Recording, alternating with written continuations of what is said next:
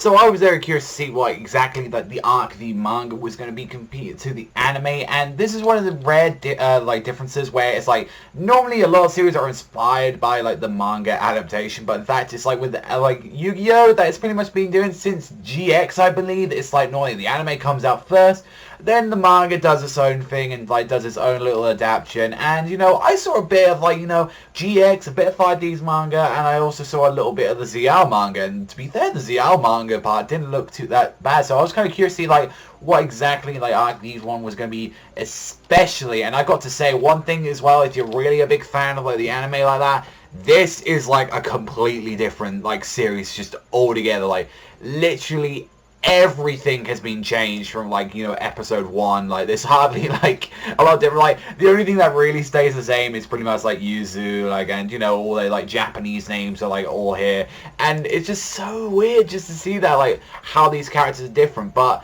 you know, I digress. Let's get on to the actual story itself, that is Arc V. So it's like in the near future, and we've got like the future development of like the Solid Vision, and you know, mass people want to go doing like the action duel, and so you know, it's kind of run of the mill what we expect from the original like Arc V. And it starts off when we get to see like, you know, Yuzuragi and her father like running like the Yusho duel at school, and finding out that there's actually this duelist like entertainer that's been going around who's known as the Phantom, which is Yuya himself. And it seems like he's working with like other people. Like he's like working with like Yuto, and like it was really weird because we get to see that obviously his version. And if you know, is that pretty much every main protagonist in this series has like a different counterpart than what they do in the anime. So like in the anime you would have Odd Eyes like Pendulum Dragon. In this one we have Odd Eyes Phantom Dragon, and we see from that like he's like running away from like Reiji, and like we get to actually see that people that are actually like a part of the security in this universe is actually like Sawatari,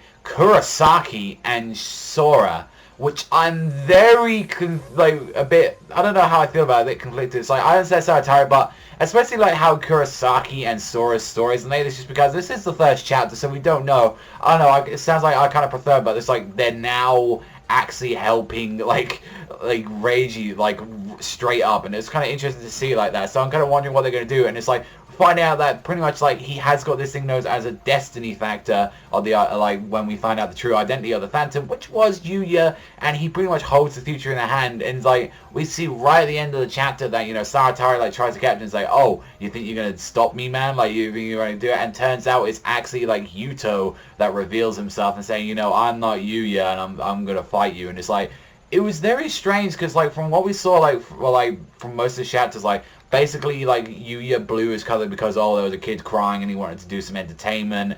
And from what we really saw of like Yuzu's side of the things, it was basically like, oh, her school was going down under, like there's not a lot to do, so they're thinking, oh, maybe if we get someone like the Phantom, that way, you know, increase our, you know, people come around our school, you know, we won't be in the red anymore. And it was like, it was a very short chapter as well. That's one thing I like to point out. Like for chapter 1 of the series, it was extremely short. Like I was expecting, you know, like a big 30-40 page spread, but I mean, that, I don't know, it was a very like interesting chapter to just see like how exactly different it was. So I will say, because I think it's a monthly series, I'm not too sure about that, so I'm hoping to see like more bigger chapters later on in the future from it, because I think it's in The Jump, and I think The Jump is either monthly or bi-monthly, so that's one thing to take into it. And it's like, definitely I will say I'm more curious that everything's a lot different in this one than it is with like Xiao, because I remember like reading the first volume of Xiao, like pretty much the first chapter or two is pretty much like the same like that, and this one is like already like different. It seems like, you know, Yuya hasn't got an establishment with like Yuzu at all. Seems like he's actually already on like friendly terms as well with like Yuto, and it's like as well as security, like already meeting like Kurosaki, Sawatari, Sora, like so it's very interesting to see that. And it was an interesting chapter, I wish that chapter 1 was a bit longer, and I actually wish we saw some of the dueling, and I'm kind of curious to see a little bit more of the dueling on that. But it's like, other than that, like, it was a decent first chapter.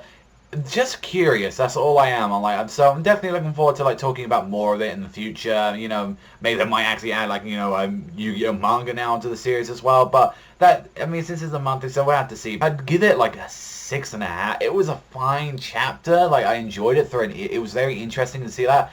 But for a first chapter, comparing it to other things, it didn't really explain too much about the world, about Yuya. Like, if this is a newcomer to Yuya, they're gonna have no idea what the fuck's going on. Like, all we know is that Yuya is like this phantom guy, that he's an entertainer jeweler, and he's also as well hacks into like the systems as well to do it. So I'm kind of curious more like, exactly what's gonna happen, but it's like, yeah, I want to know more about the world and kind of have to see like what's going to happen with next chapter. But really, the only flaw with this chapter was that there really wasn't enough pages to like tell a kind of like a full story really in a first chapter. But that's all for me. I was thank you so much for watching as always, and I'll see you guys next time.